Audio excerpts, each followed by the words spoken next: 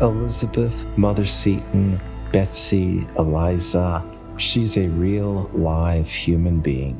A woman, as a mother, as a leader, she's someone you can relate to. She allowed God to speak through people throughout her whole life. She reached out to those who needed help the most, students who needed an education, people who were sick. She didn't have all the answers, but what she did have was a heart that leaned forward.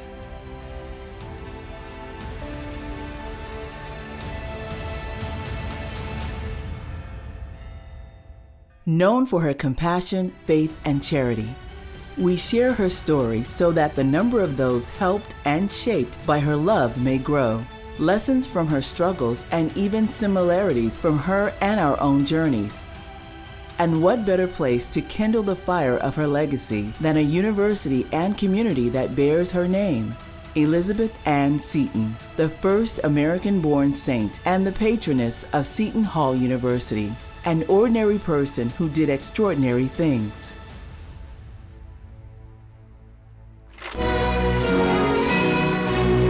Elizabeth Ann Bayley Seton, better known as Mother Seton, becomes the first American-born person beatified by the Roman Catholic Church. A pioneer of Catholicism in America, she is buried in this tomb in Emmitsburg, Maryland. In 1809, she started a religious community in this stone house.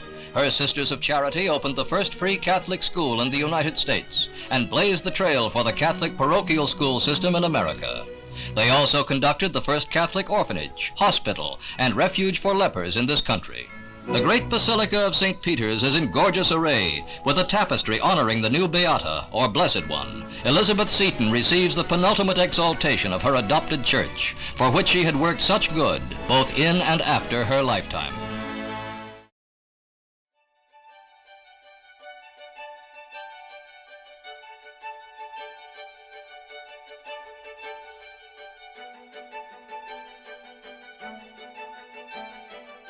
She was born in New York to a fairly wealthy family and was raised in the Episcopalian Church and was actually quite active in the church. She volunteered, she had a mentor.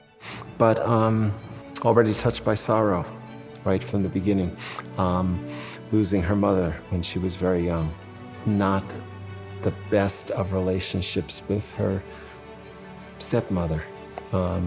A father who was very passionate about his work, very busy, and consequently kind of absent and distant. That kind of intense longing and suffering and wanting for, you can say, company or community, sort of heightened her awareness of that particular factor or that particular feature in life. And she was always searching for that, and when it seems that she would finally get it, then suddenly life would shift under her feet.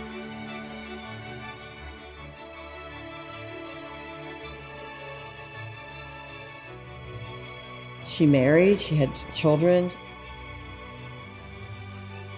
Unfortunately, her husband got very ill, and they went to Italy, sort of a last-ditch effort for him to get well. She lost her husband from tuberculosis, so that was a time of tremendous, inner search and who am I? Now I'm a widow with all these children.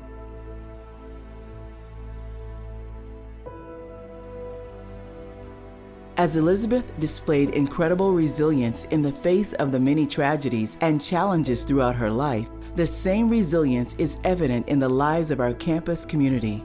Definitely gonna say resilience, right? Resilience going through what she's done.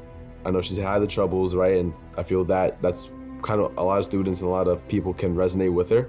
One of the biggest impacts is me losing my mother, right? It was in 2020, it was her second time having cancer. The first time was breast cancer, second time was gastric cancer. And so unfortunately, it's just me and my dad now. So she was the one that actually deals with everything in the house. And so it's basically me picking up the pace and picking up that responsibility that my mom left.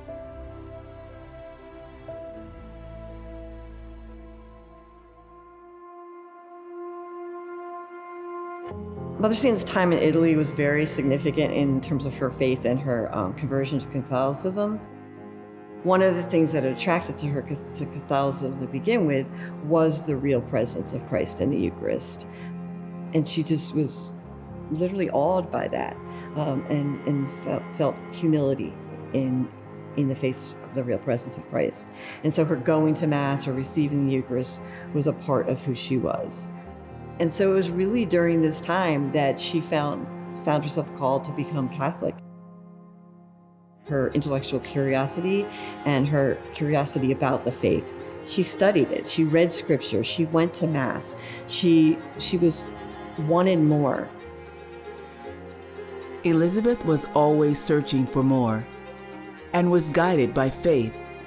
We see that same inspiration and seeking today on our campus, as our great minds seek greater purpose.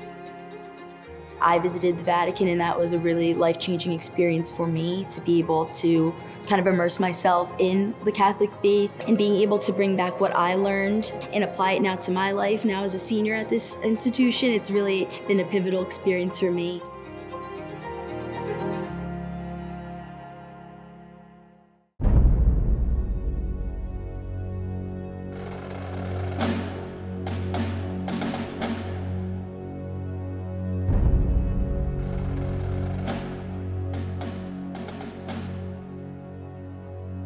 We have to remember that at the time that she was living, this was sort of end of colonial times, Revolutionary era, war era, and then the early days of the new republic. And it was largely a Protestant country at that time. There was certainly a good deal of prejudice towards Catholics in the country at the end of the 18th, going into the 19th century. There was a widely held belief that Catholics could never be real citizens, real Americans, because the thought was that they would give their full allegiance to the Pope over in Rome, and therefore they could never really be real citizens here. She had a lot of challenges in her faith, and she kept just reaffirming her faith. But it was a very difficult time for her. She felt very lonely and isolated. And economically, she was really struggling. Zet forward, right? You zet forward. You just keep going.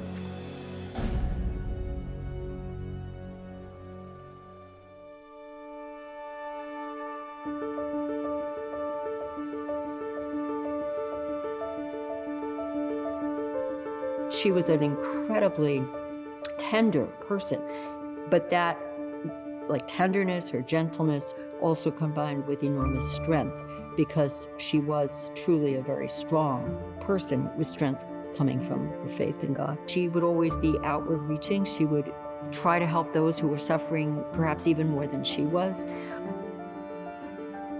She was, I think, very much influenced by a group of priests out of France who were interested, in the education of girls. They had this intense interest in the poor and addressing perhaps whatever poverty through education, in addition as through charity.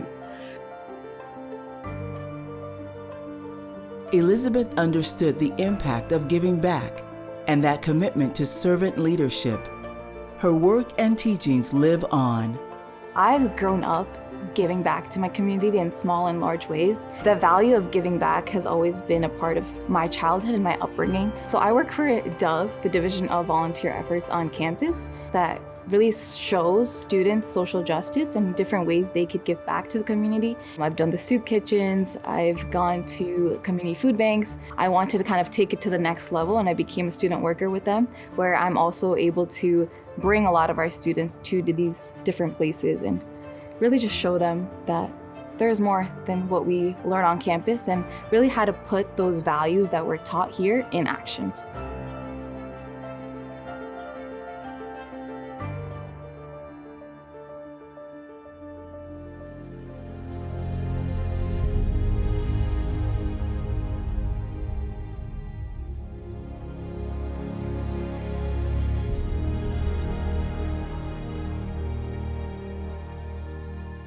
Elizabeth Seton undoubtedly was an innovator in education. She was surrounded by these people who did have kind of grand schemes, like John Carroll, the first bishop in the United States, met Seton and really thought that she was going to be essential to the future of Catholicism in this country. people, places, things, and all of it somehow working together. Even the hard things, even the painful things, somehow working together for the good of Elizabeth, for the good of her family, for the good of all of us. She couldn't have imagined that she was going to innovate or, lead to the beginning of this school system. She had her own domestic life. She really cared deeply for the poor, for girls especially, and she wanted to serve them. But above all, she wanted to do what God was asking her to do. And so in that sense, she really embodies very well that parable of the mustard seed in the Gospels. She created an environment where the students were really cared for. They were known individually. She had an enormous impact. Archbishop Kendrick said about her, she had more impact on the church in America than all of us bishops put together. And I think that's a really strong statement about somebody that we could call an innovator, a trailblazer.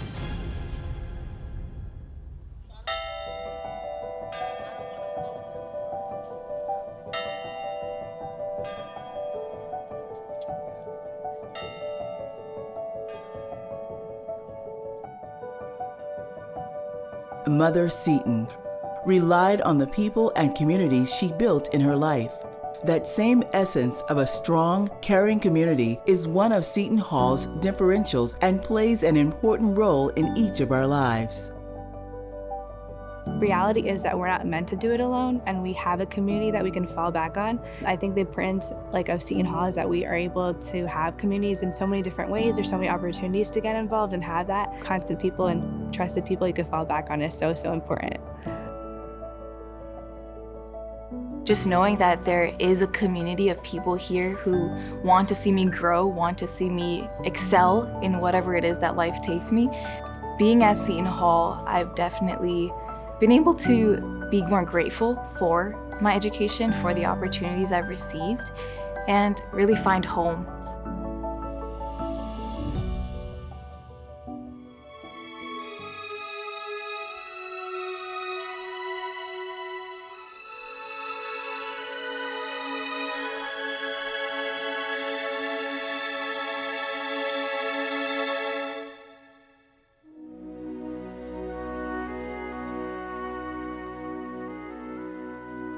Elizabeth Ann Seton died at age 46. Her remains now rest beneath the altar of the national shrine that bears her name, a minor basilica in Emmitsburg, Maryland. Although she passed away at a young age, her legacy lived on. In 1856, Elizabeth's nephew, Bishop James Roosevelt Bayley, the first bishop of Newark, founded Seton Hall College. In honor of his aunt, he wanted Elizabeth's work building Catholic education in America to continue. His vision was to shape Seton Hall with a strong Catholic mission and identity, benefiting generations to come. As I've learned more about Elizabeth's story, the more it has helped me to appreciate that her legacy of intellectual curiosity, of seeking, of a kind of openness and a welcome to others that is actually grounded in a deep conviction in the Catholic faith. Those are all things that I see running through the history of this place.